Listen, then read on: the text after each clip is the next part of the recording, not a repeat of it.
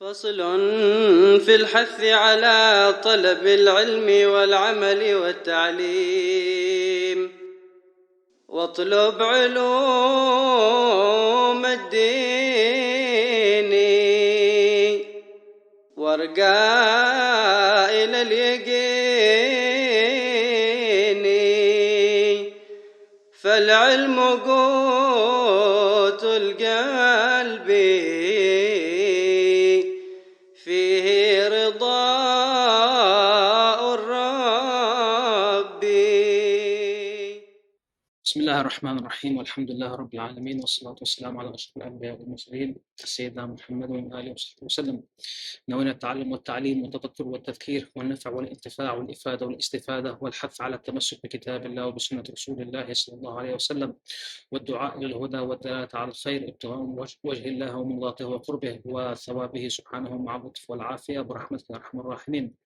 اللهم إنا نسألك العلم اللدني والمشرب الصافي الهني وبها غني وصلى الله على سيدنا محمد وآله وصحبه وسلم. Bismillah. This will be the first lesson from in the chapter of integrals of prayer from the book Al-Muqaddimah Al-Hadramiyyah by Shaykh Abdullah ibn Rahman Fadl. And the translation of the matan that you see on the screen was written by Ustaz Al-Hussein, who's a previous student of Rabat Tarim. So in the original book, in the Arabic book, it calls this section Sifatu Salah, which literally translates to description of prayer. However, the book starts this section with speaking about the arkan, the integrals of prayer. And this will be what we will go through, inshallah. So the first thing we need to know why it starts with the first integral, Niyyah, which is literally the intention. This goes back to the famous hadith narrated in Bukhari and Muslim, in which the Prophet ﷺ says, إِنَّمَا الْأَعْمَالُ بِالنِّيَّاتِ وَإِنَّمَا لِكُلِّ امْرِئٍ مَا نَوَى, which means actions are by intentions, and each Muslim benefits from what he intended in his action. So following the Sunnah, we make intention in every one of our actions. And in the Shafi'i madhab, having the intention before each action of prayer is an integral part of it. Some madhab, like for example the Hanafi madhab, it's not as strict. For example, in the Hanafi madhab, if someone were to go make wudu without having proper intention, they might say that just the fact that he's doing the actual act of wudu shows that there's intention. But in the Shafi'i madhab, it states that the intention must be there when the action is starting to happen. So when we talk about the integrals of prayer, there are usually two different things we have to distinguish: what's called rukn and what's called a shart. Rukn is an integral part of the actual act. For example, if we mentioned what are the integrals of prayer, there are 13, and these are the actions that you actually do. So some actions are done by the heart, qalbi, done by the heart, as the intention. The place of intention is in the heart. And some actions are qawli, they are actions that you utter in prayer. There are things such as takbirat al-ihram, reading the Fatiha, reading at-tashahhud al-akhir, doing salah ala Nabi sallallahu alayhi wa sallam within the tashahhud al-akhir, and saying the salam. And there are some physical actions in prayer that are integral to it, such as qiyam, standing, ruku', bowing, i'tidal, standing up from bowing, and sujood, the prostration.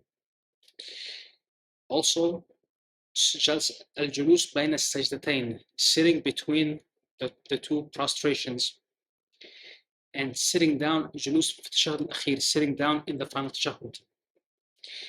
And there is a final integral which is ma'nawi. It's not physical.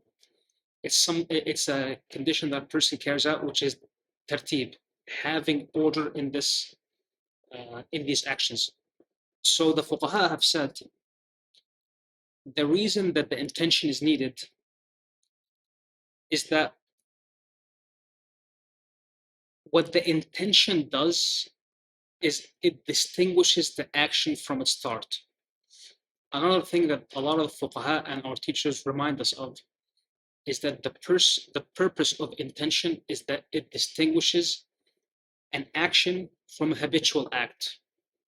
A very simple example, when someone walks into a masjid, if they just walk into the masjid without any intention, then they're just a normal person who just walked. The normal action did, they just walked in the masjid and walked out. However, just by having the right intention when they walk into the masjid with the intention of i'tikaf, which means intention of sitting in the masjid with the intention of any kind of act of worship for the sake of Allah, you get thawab, you get good deeds. So walking into the masjid is a physical action that a lot of people do. But what distinguishes it from making it an act of worship or not is the intention. A person who just bows and prostrates and reads Fatiha without any intention is just a person who's doing physical actions. But if he does it with the intention of prayer, then it becomes an act of worship. So these things must be distinguished. So Bismillah, we'll start by reading the beginning of this matan. We'll first read the Arabic, then we'll read the English, inshallah. Then we'll go into discussing the details. So the author starts by saying, فروضها 13. Its integrals are 13. There are 13 integrals to prayer. And in this lesson, inshallah, we will focus on the first one. The first one is the intention. So, Bismillah, in Arabic it says, الأول النية بالقلب ويكفيه في النفل المطلق نحو تحية المسجد وسنة الوضوء ونية فعل الصلاة, which in English this line literally translates to, first, intention is in the heart, and it is sufficient for one during the prayer of recommended prayer, greeting prayer such as Tahiyyat al-Masjid and ablution prayer, to make the intention to pray. So one thing we need to know is that intention must be done in a specific way. The main purpose, the main origin of intention is in the heart, not in what you say. So when you enter prayer, the main place where you have to place your intention is in your heart. And the Shafi'i fuqaha said that it is sunnah to utter on the tongue, because uttering the intention on the tongue helps remind the heart. So if someone says, I intend to pray Dhuhr, for example, but he says it while he was in a state of heedlessness in his heart, then that is not a true intention. The intention must be carried out within the heart. And this is so important to the point that if one utters on their tongue something opposite to what's in their heart, what matters is what's in their heart. Example, if someone is about to pray Maghrib and they intend in their heart that they want to pray Maghrib, but when they're about to say it on their tongue, they say, I intend to pray Isha, then that intention is correct, because what's in the heart is what matters more. Obviously, it would be better if what's in the tongue is in agreement with what's in the heart. But if you make a mistake, what's in the heart is what matters. So what we'll mention now is the types of prayer that a Muslim does throughout his day, and maybe throughout his life, and the different types of intention that each prayer has. So there are three types of prayer that a Muslim does. The first one is mentioned here, what's called the nafl al-mutlaq, which is a voluntary prayer that a person does that is not constrained with time or an event. For example, between Dhuhr and Asr prayer, any person can pray as many rak'at as they want, or cycles of prayer, without being constrained to anything. Some of the examples given here are نحو تحية المسجد وسنة الوضوء. These are prayers that a person does after they walk into a masjid or after making wudu. For these types of prayer, the only intention that a person needs is that they are praying. For example, someone walks into a masjid after dhuhr, they've already prayed their fardh. When they walk in and they just want to pray 2 rak'ats for the sake of Allah, all they have to say is, I intend to pray, or in Arabic, nawaitu salat. Literally meaning, I intend to pray, and then a person goes ahead and prays up to as many rak'ah as they want. And the fuqaha have said that these prayers that are called al-nafl al-mutlaq can be joined in with a fardh prayer, or what they call a wajib prayer. So prayers known as a nafl al-mutlaq, the fuqaha have said that these prayers can be included within a compulsory or an obligatory fardh prayer. So for example, if someone walks into a masjid and there's a group of people about to pray dhuhr, and this person wants to pray tahiyyat al-masjid, the prayer of tahiyyat al-masjid will be included within the fardh, within the dhuhr prayer that he's about to commence in with this group of people. The only difference is there are 2 main opinions. One of them said that this nafl al-mutlaq that a person wants to do, he has to make the intention for it along with the fardh.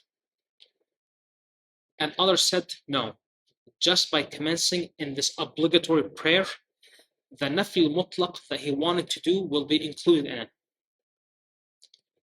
Tamam. And that's what's meant by saying al-awwal an-niyyah bil-qalb. First, intention is in the heart.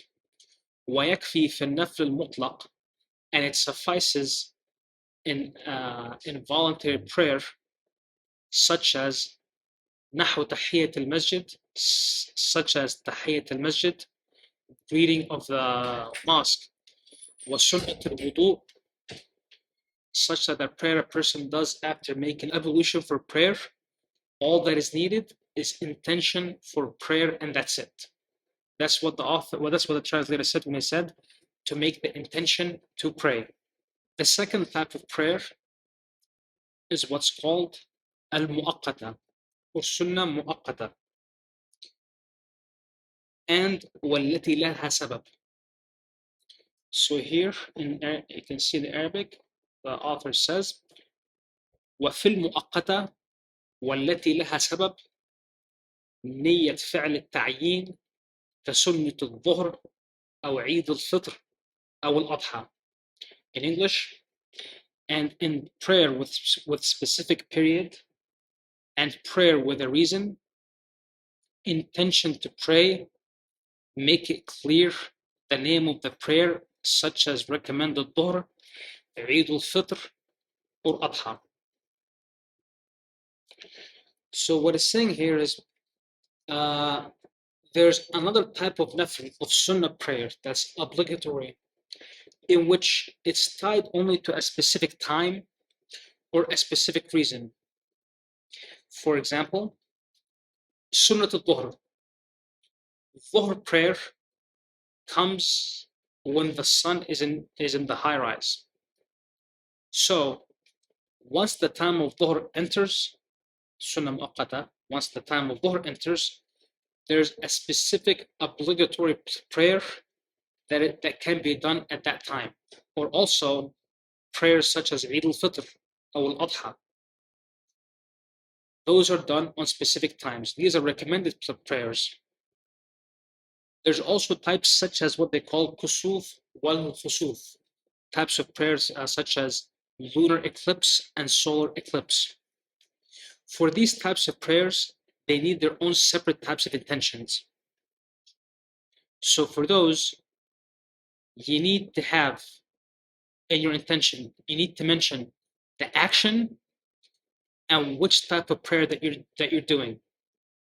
So you say, for example, the action is as-salah.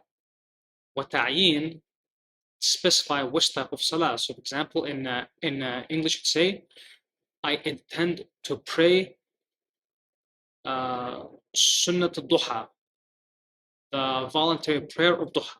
Or in Arabic, you'd say, نويت أصلي سنة الضحى. Or you can say, نويت أصلي قبلية الظهر, meaning the sunnah, the voluntary prayer before dhuhr. So we discussed the first one, النفل المطلق, which only needs intention of prayer. And we discussed السنة المؤقتة أو التي لها سبب, that needs intention of prayer and specifying the prayer. Now, the third type is what's mentioned here. وفي الفرض نية الفعل والتعيين صبحا أو غيرها ونية الفرضية للبالغ. And then we move on to the third type of prayer, which is called al-fardh, which is obligatory prayer or compulsory prayer. These are the types of prayers that every Muslim must do, no matter what, no exception, which are the 5 daily prayers that we all know. Salat al-Fajr, Dhuhr, Asr, Maghrib, wal-Isha. So in that type of prayer, the author says, وَفِي الْفَرْضِ نِيَّةُ الْفِعْلِ وَالتَّعْيِينِ صُبْحًا أَوْ غَيْرِهَا وَنِيَّةُ الْفَرْضِيَّةِ لِلْبَالِغِ. So the translator said, and in the obligatory prayer, the intention to perform the act and specifying the name of the prayer, such as subh prayer or others, and with the intention of obligation for those who have reached puberty. Meaning, for the fardh prayer, the 5 daily prayers, the intention must include 3 things. The first one, you have to make intention of the act you're doing, which is salah, prayer. Then you have to do ta'yin, which of the prayers you're doing, subh, dhuhr, asr, maghrib, etc. And then you have to do waniyat al-fard. You have to specify that this prayer is an obligatory prayer. And the reason for this is because all the 5 daily prayers have a nafil prayer that comes before or and after them. For example, dhuhr, there's a 2 rak'at sunnah before it and after it. So if someone was to pray before dhuhr and he said, nawaytu usalli dhuhr, he has to specify that he's doing the fard, because he might be intending to do the sunnah. So when you're about to initiate a fard prayer, you would say in Arabic, nawaytu usalli fard al-dhuhr, or nawaytu usalli al-dhuhr fardan, which means I intend to pray the obligatory dhuhr prayer.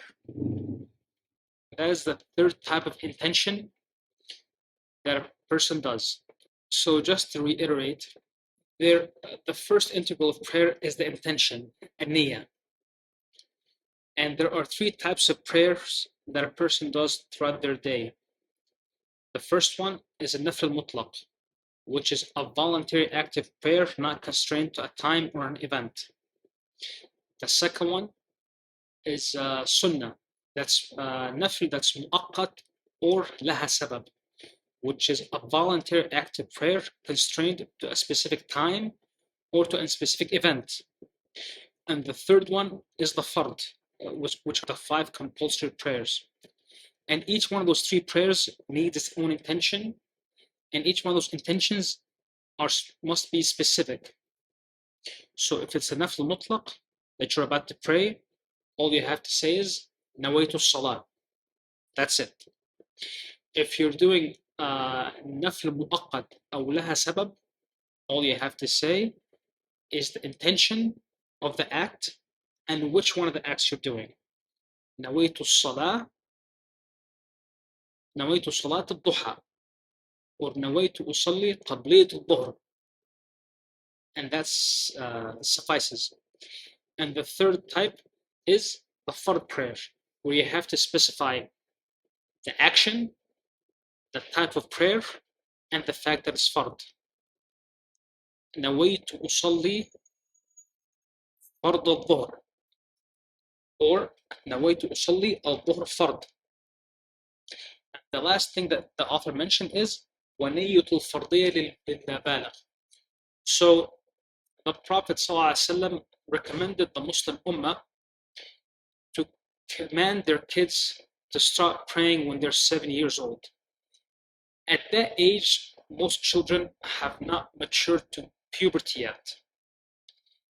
Even though the salah is not obligatory on them, it's sunnah for them to start it at that age. So when a child is at that age which they haven't hit puberty and the prayer is not obligatory on them, they do not have to mention an intention. They just need to do the action. But once they hit puberty, once they reach the age of puberty, they must make the intention, because now prayer is obligatory upon them. It's compulsory and they're accountable for it. So at that age, they must make the intention for all their prayers. And regarding that last point that we mentioned, which is the intention of a young boy who hasn't reached the age of puberty, there's disagreement between Imam al-Ramli and Imam Ibn Hajar. So Imam al-Ramli says that a young boy does not have to make intention because the prayer is not obligatory upon him. However, Ibn Hajar says no, that child must have an intention because he's doing an act of worship, even if it's not obligatory on them. Then this last line in Arabic, it says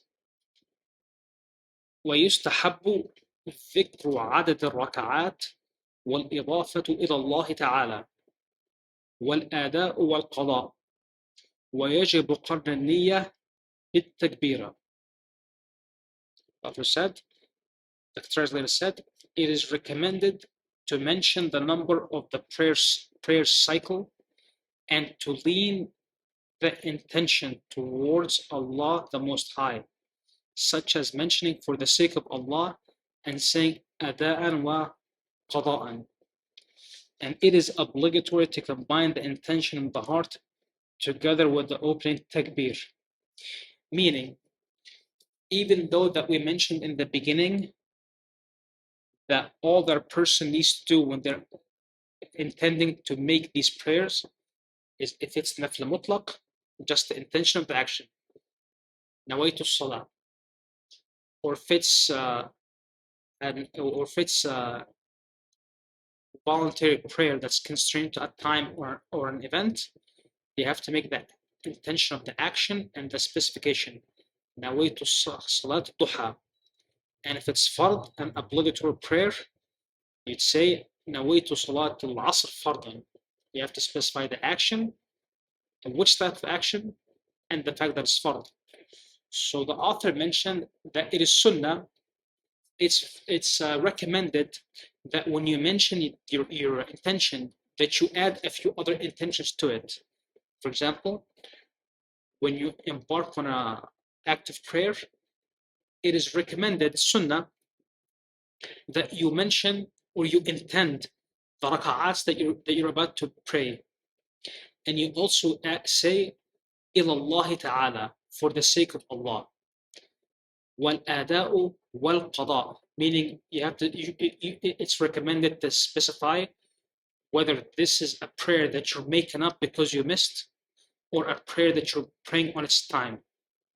Example, if you're about to pray Fajr prayer, we say نويت أصلي فرض الصبح ركعتين إلى الله تعالى أداء. Or if you are planning to pray a nafl mutlaq, say you walk into a masjid after dhuhr, you want to pray 4 raka'at. You'd say, نويت أصلي 4 ركعات لله تعالى, and that's it. But if it's a fardh, if it's an obligatory prayer, it's sunnah to mention whether it's a prayer being done on time, ada, or a prayer that's being made, a prayer that you're making up, qada. And then he said, وَيَجِبْ قَرْنَ النِّيَّةِ بِالتَّكْبِيرِ. It's obligatory to mention the intention when you are doing the first, when you're entering the prayer by saying, Allahu Akbar. So the intention must be in your heart when you're saying Allahu Akbar. Now the fuqaha differed on some fine details, such that when exactly should the niyyah be? Should it be during the whole time you say Allahu Akbar? Or is it enough any time when you're saying those 2 words? So some have said, which is an opinion in the Shafi'i madhab, it's probably the main opinion, in which they said when a person is about to enter prayer, when he's saying Allahu Akbar, he should be intending the act of the whole prayer. He should have presence in his mind of the whole action that he's about to embark on, from ruku', sujood, qiyam, and all things that he recites. But some of the other fuqaha, some have said, no. It is enough, it suffices that a person has the intention in his heart, anytime during the words Allahu Akbar. And they have said, when a person is trying to have the presence of the whole prayer before they embark on it, it can be difficult for most people. So the opinion that most scholars lean towards is that no, it just suffices that you have the intention in your heart any time when you're saying the words Allahu Akbar.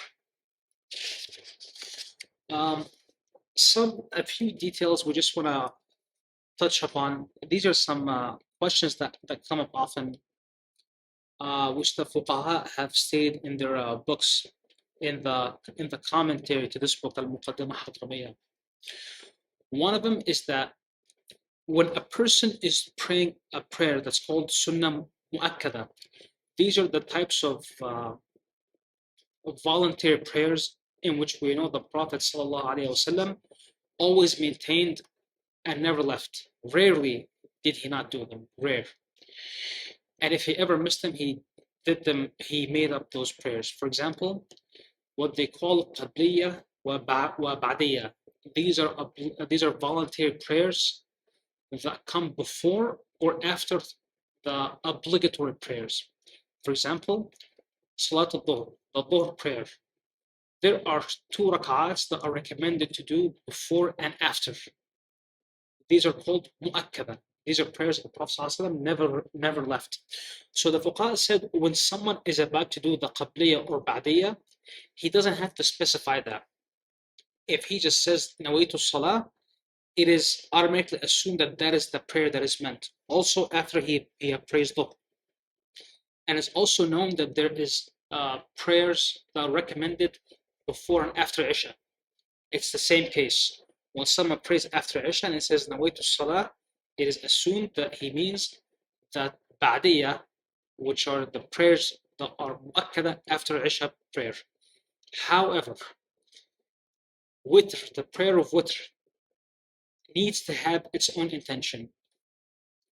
To explain, witr prayer must come after Isha. It must be prayed after Isha. Even though it comes after Isha, it must have its own separate full intention. You must say, Nawaitu usalli salat al-witr. But if you're planning to pray the 2 rak'at after Isha, it suffices to say Nawaitu salat. And it's known that it's that mu'akkada. And there's also one last famous mas'ala, or a question that the fuqaha have answered comes in their books often, which is if a person prays Fajr every single day before its time, like let's say Fajr comes in at 5 a.m. and let's say a person prays Fajr every day at 4:50 a.m. So the prayer they just made is not a valid Fajr prayer, and they have to do Fajr prayer. However, if this person does this every single day, that means every day they're praying Fajr at 4:50 at 4:50. It means they're always praying Fajr before its time. So the fuqaha have said, every time this person prays Fajr at 4:50, what they're actually doing is that they're doing qada. They're making up the Fajr prayer of the day that's before. So if someone on Monday prays Fajr at 4:50, well, it's supposed to be at 5, and he assumes that he prayed Fajr, that means he still hasn't prayed it and he has to make it up. On Tuesday, when he wakes up, if he prays Fajr again at 4:50, that Fajr he prayed on Tuesday is making up the Fajr that he did not do properly on Monday, and so on. So Ibn Hajar was once asked this question of a person who prays Fajr before its time, and he did so for example, 50 days. How many Fajr qada should he do? Imam Ibn Hajar said, just one. Because every Fajr that he prayed before its time was making up for the Fajr of the day before it. So he only has to make up one Fajr prayer, which is of that last day that he just did before its time. وصلى الله على سيدنا محمد وآله وصحبه وسلم والحمد لله رب العالمين.